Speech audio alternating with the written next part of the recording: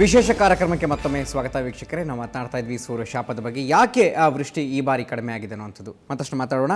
ವಾಚಸ್ಪತಿ ಭಟ್ ಅವರೇ, ಈ ಕಾಲಗಳು ಬದಲಾಗೋದಕ್ಕೂ ಸೂರ್ಯನ ಕಾರಣ ಆಗ್ತಾನೆ. ಹಾಗಾದರೆ ಸೂರ್ಯನ ಕೆಲಸಕ್ಕೆ ಅಡ್ಡಿ ಮಾಡುವಂಥ ಅಂಶಗಳೇನಾದರೂ ಇದೆಯಾ? ಹೇಗೆ ಸೂರ್ಯನ ಕೆಲಸಕ್ಕೆ ಅಡ್ಡಿ ಮಾಡ್ತಕ್ಕಂಥದ್ದು ಇದೆ. ಯಾಕೆಂತಂದ್ರೆ ನಾನು ಪ್ರಾರಂಭದಲ್ಲಿ ಒಂದು ಮಾತು ಹೇಳಿದೆ, ಯಾವಾಗ ಮೇಷ ಸಂಕ್ರಾಂತಿ ಆಯಿತು ಆವಾಗಲೇ ಸೂರ್ಯನಿಗೆ ಶನೇಶ್ವರನ ದೃಷ್ಟಿ ಇತ್ತು ಅಂತ. ಆನಂತರ ವೃಷಭದಲ್ಲಿ ಇದ್ದಾಗ ಸ್ವಲ್ಪ ಕೆಲವು ಕಡೆಯಲ್ಲಿ ಮಳೆ ಆಗಿದೆ, ಆದರೆ ಮಿಥುನಕ್ಕೆ ಬಂದಾಗ ಪುನಃ ಮತ್ತೆ ಮಳೆ ನಿಲ್ತು. ಕಾರಣ ಏನು ಅಂತಂದರೆ ಕರ್ಮಕಾರಕನಾಗಿರ್ತಕ್ಕಂತಹ ಶನೇಶ್ವರ ಅಲ್ಲಿ ಪಂಚಮ ಭಾವದಲ್ಲಿರ್ತಕ್ಕಂಥದ್ದು. ಎಗೇನ್ ಮತ್ತೆ ನಾನು ನನ್ನ ಪೌರೋಹಿತ್ಯದ ಸ್ವಭಾವ ಬಿಡ್ಲಿಕ್ಕೆ ಸಾಧ್ಯ ಇಲ್ವಲ್ಲ, ಹಾಗಾಗಿ ಅಲ್ಲಿಗೆ ಬರ್ತೀನಿ. ಮತ್ತೆ ಆರಾಧನಾ ಸ್ಥಾನದಲ್ಲಿಯೇ ಪಾಪಗ್ರಹನಾಗಿ ವಕ್ರನಾಗಿರ್ತಕ್ಕಂತಹ ಮಗ ಅಂದರೆ ನಾವೆಲ್ಲರೂ ಸಹ ಅವನ ಮಕ್ಕಳು ಅಂತ ತಗೊಂಡಾಗ ನಾವು ವಕ್ರರಾಗಿದ್ದೀವಿ ಅಂತ. ನಮ್ಮ ಆರಾಧನೆಯಲ್ಲಿ ವಕ್ರತೆ ಇದೆ.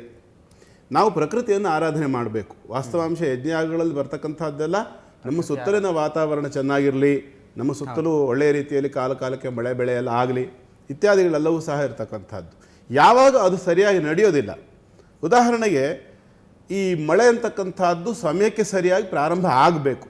ಸಹಜವಾಗಿ ಬರ್ತಕ್ಕಂಥದ್ದು ಏನಪ್ಪ, ಈ ಅಶ್ವಿನಿ ಭರಣಿ ಇತ್ಯಾದಿ ಮಳೆಗಳು ಅಷ್ಟು ಜೋರಾಗಿ ಏನು ಬೀಳೋದಿಲ್ಲ. ಸಹಜವಾಗಿ ಆರ್ದ್ರ ನಂತರದಲ್ಲೇ ಮಳೆಗಾಲ ಅನ್ನುವಂಥದ್ದು ಹಿಡಿಬೋದು ನಾವು. ಹಾಗಾಗಿ ಆರ್ದ್ರ ನಕ್ಷತ್ರದಲ್ಲಿ ಬಂದಾಗಲೂ ಸಹ ರವಿ ಇಲ್ಲಿ ಮಳೆ ಆಗ್ತಾ ಇಲ್ಲ ಅಂತಾದಾಗ ನಮ್ಮ ಕರ್ತವ್ಯ ಆರಾಧನೆ ಕಡೆಗೆ ಹೋಗಬೇಕೀಗ. ಈಗ ನಾವು ಆರಾಧನೆ ಮಾಡಿದ ಪಕ್ಷದಲ್ಲಿ ಮಾತ್ರ ಮುಂದೆ ನಾವು ಮಳೆಯನ್ನು ಕಾಣಲಿಕ್ಕೆ ಸಾಧ್ಯ. ಇಲ್ಲ ಅಂತಂದ್ರೆ ಸಾಧ್ಯ ಇಲ್ಲ. ಯಾಕೆ ಅಂತಂದರೆ ಯಜ್ಞಾದ್ಭವತಿ ಪರ್ಜನ್ಯ ಯಜ್ಞ ಕರ್ಮ ಸಮುದ್ಭವ ಅಂತ ಹೇಳ್ತಾರೆ. ನಾವು ನೋಡ್ಬೋದು ಗೀತೆಯಲ್ಲಿ, ಅನ್ನಾದ್ಭವಂತಿ ಭೂತಾನಿ ಪರ್ಜನ್ಯಾದ್ ಅನ್ನ ಸಂಭವ ಯಜ್ಞಾದ್ಭವತಿ ಪರ್ಜನ್ಯ ಯಜ್ಞ ಕರ್ಮ ಸಮುದ್ಭವ ಅಂತ ಹೇಳ್ತಾರೆ. ಅಂದರೆ ಪರ್ಜನ್ಯ ಅಂದರೆ ಅನ್ನಾದ್ಭವಂತಿ ಭೂತಾನಿ ಅಂದರೆ ಚರಾಚರ ಜೀವಿಗಳೇನಿದ್ದೀವಿ ನಾವೆಲ್ಲರೂ ಸಹ ಒಂದು ರೀತಿಯಲ್ಲಿ ಬದುಕಬೇಕು ಅಂತಂದರೆ ನಮಗೆ ಆಹಾರ ಬೇಕು, ಅನ್ನ ಬೇಕು. ಅನ್ನ ಅಂತಂದರೆ ಕೇವಲ ಅಕ್ಕಿಯಿಂದ ಮಾಡಿರ್ತಕ್ಕಂಥದ್ದು ಅಂತಲ್ಲ, ಆಹಾರ ಅಂತ ಅರ್ಥ. ಅನ್ನಾದ್ಭವಂತಿ ಭೂತಾನಿ ಪರ್ಜನ್ಯಾದ ಅನ್ನ ಸಂಭವ. ಈ ಅನ್ನ ಸಂಭವ ಆಗಬೇಕು ಅಂತಂದರೆ ಪರ್ಜನ್ಯ ಬೇಕು. ಪರ್ಜನ್ಯ ಅಂದರೆ ಮಳೆ ಅಥವಾ ಮೋಡ ಅಂತ ತಗೊಳ್ಬಹುದು. ಆ ಪರ್ಜನ್ಯ ಹೇಗಾಗ್ತದೆ ಅಂತಂದರೆ ಯಜ್ಞಾದ್ಭವತಿ ಪರ್ಜನ್ಯ. ಸುಮ್ಮನೆ ಪರ್ಜನ್ಯ ಆಗೋದಿಲ್ಲ ಅಂತ ಹೇಳ್ತಾರೆ. ಯಜ್ಞಾದ್ಭವತಿ ಪರ್ಜನ್ಯ ಅಂದರೆ ಯಜ್ಞವನ್ನು ಆಚರಣೆ ಮಾಡಬೇಕು, ಆವಾಹಿಸಬೇಕು. ಹೌದು, ಯಜ್ಞವನ್ನು ನಾವು ಆಚರಣೆ ಮಾಡಬೇಕು. ಯಜ್ಞವನ್ನು ಆಚರಣೆ ಮಾಡಿದಾಗ ಪರ್ಜನ್ಯ ಆಗ್ತದೆ. ಆ ಯಜ್ಞವನ್ನು ಮಾಡೋದು ಹೇಗೆ? ಯಜ್ಞ ಕರ್ಮ ಸಮುದ್ಭವ, ಅದು ಕರ್ಮವನ್ನು ಆಚರಣೆ ಮಾಡಬೇಕು. ಅಂದರೆ ದೇವತಾರಾಧನೆಯ ಕರ್ಮವನ್ನು ಆಚರಣೆ ಮಾಡಿದಾಗ ತದ್ಯಜ್ಞದಿಂದ ಸೃಷ್ಟಿಯಾಗಿರ್ತಕ್ಕಂಥ ಪರ್ಜನ್ಯದಿಂದ ಮಳೆ ಆಗ್ತದೆ. ಆ ಮಳೆಯಿಂದ ಬೆಳೆ, ಸುಖ, ಶಾಂತಿ, ನೆಮ್ಮದಿ ಇತ್ಯಾದಿಗಳು ಉಂಟಾಗುತ್ತೆ ಅಂತ ಹೇಳಿ ನಾವು ಹಿಂದಿನಿಂದಲೂ ಸಹ ವಾಡಿಕೆಯಲ್ಲಿ ಬಂದಿರತಕ್ಕಂಥದ್ದು ಅಷ್ಟೇ ಅಲ್ಲ, ಸತ್ಯ ಕೂಡ ಹೌದು. ಇವತ್ತು ಅಂತಲ್ಲ, ಇದನ್ನು ಎಷ್ಟೋ ವರ್ಷಗಳಿಂದ ನಮ್ಮಲ್ಲಿ ನಡ್ಕೊಂಡು ಬಂದಿದೆ. ಉದಾಹರಣೆಗೆ ಆಗಮಶಾಸ್ತ್ರದಲ್ಲಿ ಒಂದು ಕಡೆಯಲ್ಲಿ ಬರೀತಾರೆ, ಏನಪ್ಪ ಅಂತಂದರೆ ಒಂದು ಊರು ಸುಭಿಕ್ಷವಾಗಿರಬೇಕು ಅಂತಂದರೆ ಆ ಊರಿನಲ್ಲಿ ಪರ್ಜನ್ಯ ಸೂತ್ರ ಆಧಾರಿತವಾದಂಥ ಒಂದು ಶಿವಾಲಯ ಇರಬೇಕು ಅಂತ ಹೇಳುತ್ತೆ. ಉದಾಹರಣೆಗೆ ಹೇಳಬೇಕು ಅಂತಂದರೆ ಪರ್ಜನ್ಯ ಸೂತ್ರ ಅಂತಂದರೆ ಅಂದರೆ ಪೂರ್ವಕ್ಕೆ ಮುಖ ಮಾಡಿರ್ತಕ್ಕಂತಹ ಶಿವನ ದೇವಸ್ಥಾನವಾಗಿದ್ದು, ಆ ಶಿವನ ದೇವಸ್ಥಾನದ ಈಶಾನ್ಯ ಮೂಲೆಯಲ್ಲಿ ಒಂದು ಕಲ್ಯಾಣಿ ಇರಬೇಕು.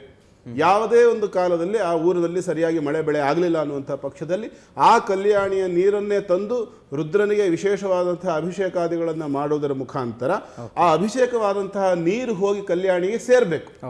ಅದು ಮಹಾರುದ್ರ ಆಗ್ಬೋದು, ಅತಿರುದ್ರ ಆಗ್ಬೋದು, ಏನು ಬೇಕಾದ್ರೂ ಆಗ್ಬೋದು, ಹೇಳೋಕ್ಕಾಗೋದಿಲ್ಲ. ಯಾಕೆಂತಂದ್ರೆ ಈಗ ನಾವು ಪೈಪ್ ತಗೊಂಡೋಗಿ ಸೇರಿಸ್ಬಿಡ್ತೀವಿ, ಕಲ್ಯಾಣಿ ಒಳಗೆ ಬೀಳಿಸ್ಬಿಡ್ತೀವಿ ಅಂತ ಒಂಚೊಂಬು ನೀರು ಹಾಕಿದ್ರು ಬಿದ್ದುಬಿಡ್ಬೋದು. ಪ್ರಶ್ನೆ ಅದಲ್ಲ. ನೈಸರ್ಗಿಕವಾಗಿ, ಪ್ರಾಕೃತಿಕವಾಗಿ, ಸಹಜವಾಗಿ ಹೋಗಿ ಆ ಕಲ್ಯಾಣಿಯನ್ನು ಸೇರಬೇಕು. ಅಷ್ಟು ಅವನಿಗೆ ಸಂತತ ಧಾರಾಮಭಿಷಿಂಚನ್ ಅಂತ ಹೇಳುತ್ತೆ, ಸೂತ್ರಾಧಾರ ಇದೆ.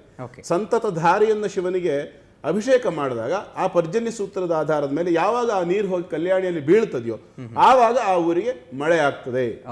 ಇನ್ನು ನಾಗರಾಜ್ ಅವರೇ, ಇತಿಹಾಸದಲ್ಲಿ ಯಾವ ರೀತಿ ಒಂದು ಸೂರ್ಯನ ಕೋಪವನ್ನು ಯಾವ ರೀತಿ ತಣಿಸ್ತಾ ಇದ್ರು, ಯಾವ ರೀತಿ ಯಜ್ಞಾಗಾದಿಗಳನ್ನು ಮಾಡ್ತಾ ಇದ್ರು ಚುಟುಕಾಗಿ?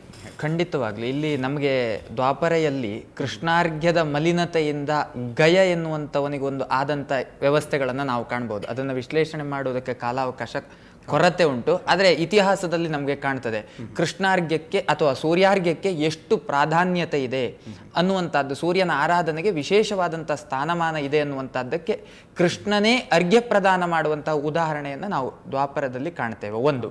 ಎರಡನೇದಾಗಿ ತಾತ್ಕಾಲಿಕವಾದಂಥ ವ್ಯವಸ್ಥೆಯಲ್ಲಿ ನಾವು ಬಹುತೇಕ ದಿನಗಳ ಹಿಂದೆ ಎಲ್ಲ ಹೋಗೋದು ಬೇಡ, 3-4 ವರ್ಷಗಳ ಹಿಂದೆ ನಮ್ಮ ಇದೇ ರೀತಿಯದ್ದಾದಂಥ ವಿಳಂಬ ನೀತಿ ಮಳೆಯಿಂದ ಕಂಡು ಬಂದಾಗ ನಮ್ಮ ಮುಜರಾಯಿ ಇಲಾಖೆಯಿಂದ ಒಂದು ಆದೇಶವನ್ನು ನಾವು ಕಂಡಿದ್ದೇವೆ, ಸರ್ಕಾರದ ಆದೇಶಗಳನ್ನು. ಏನು ಕೇಳಿದ್ರೆ, ದೇವಾಲಯಗಳಿಗೆಲ್ಲ ಈ ಮಳೆಗೋಸ್ಕರ ಪ್ರಾರ್ಥನೆಯನ್ನು ಮಾಡಬೇಕು ಅನ್ನುವಂಥ ನೆಲೆಯ ಪ್ರಾರ್ಥನೆಯನ್ನು ಇಟ್ಟಾಗ ಆ ಪ್ರಾರ್ಥನೆಯನ್ನು ನಡೆಸಿದ ಸಂದರ್ಭಗಳಲ್ಲಿ ಕೆಲವೇ ದಿನಗಳಲ್ಲಿ ವರ್ಷಧಾರೆ ಆದಂತ ಇತಿಹಾಸಗಳನ್ನ ಕಾಣ್ತೇವೆ. ಖಂಡಿತ. ಪ್ರಕೃತಿಯ ಸರ್ಕಾರದಿಂದ ಕೆಲವು ಸಾರಿ ಮೋಡ ಬಿತ್ತನೆ ಆದ ಕೂಡ ಮಳೆ ಆಗಿರಲಿಲ್ಲ. ಆಧ್ಯಾತ್ಮಿಕವಾಗಿ ಖಂಡಿತ ಅಲ್ಲಿ ಕೋಟಿ ಕೋಟಿ ಭಕ್ತರ ನಂಬುಗೆಗೆ ಒಂದು ಫಲ ನಿರ್ಣಯ ಆಗುತ್ತದೆ ಅನ್ನುವಂಥದ್ದನ್ನ ನಾವು ಇತಿಹಾಸದಲ್ಲಿ ಕಂಡ ಕಾರಣದಿಂದಾಗಿ ಇವತ್ತೂ ಕೂಡ ಕೋಟಿ ಕೋಟಿ ಭಕ್ತರ ಪ್ರಾರ್ಥನೆಯ ನಂಬುಗೆ ಏನಿದೆ ಅದು ಫಲವನ್ನ ಕೊಡುವುದಕ್ಕೆ ಸಾಧ್ಯ ಆಗ್ತದೆ. ಪ್ರಕೃತಿಯಿಂದಲೇ ಭಗವಂತನ ಆರಾಧನೆಯನ್ನ ಶಾಸ್ತ್ರವು ಹೇಳಿದೆ.